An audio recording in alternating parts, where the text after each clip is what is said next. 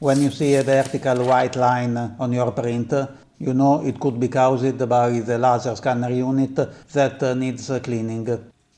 You search the glass window of the laser unit, but you can't find it. This is because your brother laser printer does not have a laser scanner. It is a LED printer. Instead of the laser scanner, it has LEDs.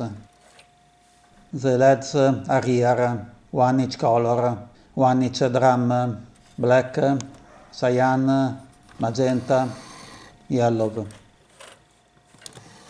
Clean them with a soft cloth. You can use isopropyl alcohol. They rarely get dirty, but cleaning costs nothing and is easy, so give it a try.